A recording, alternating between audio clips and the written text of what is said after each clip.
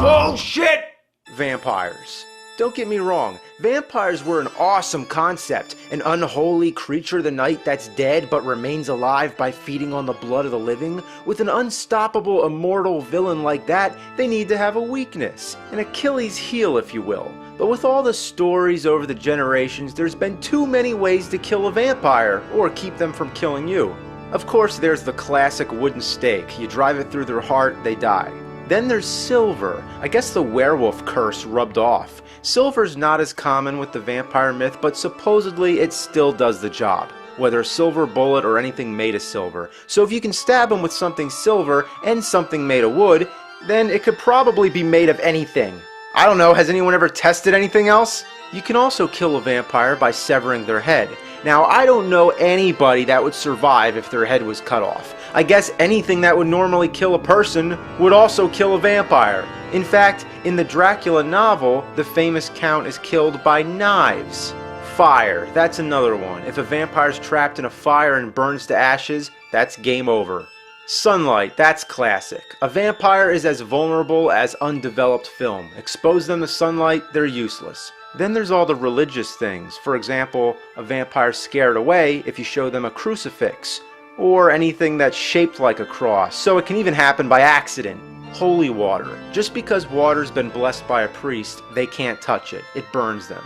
By the way, who cares about holy water when you can also kill them with regular, plain-ass water? That's right, running water to be exact. So if they fall in a river or try to take a shower or something, they're done for.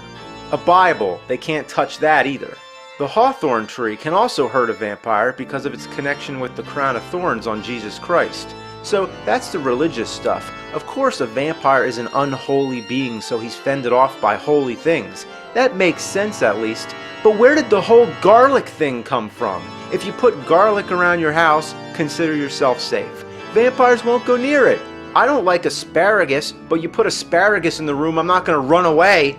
Wolfbane. Another thing that should be reserved for the werewolf. That's what wolfbane means. It's a werewolf repellent. But no, it keeps vampires away too. Mirrors, they don't cast a reflection. That's fine if you want to recognize them, but sometimes they hate mirrors so much, it's another way to keep them out. Rice or seeds, this one is just fucking stupid. Supposedly, if you spread rice or seeds around, they'll have to stop and count them all. So every vampire's like the Count from Sesame Street? How dysfunctional can any terror of the night be to have to count things?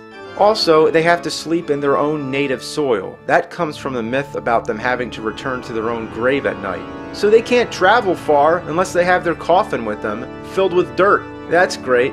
Want to load up your house with garlic, crucifixes, and wolfbane to keep out vampires? Not necessary. Just don't invite them in. That's right, a vampire can't enter your home unless you invite them! Is this supposed to be a blood-sucking horror or a cock-sucking pussy?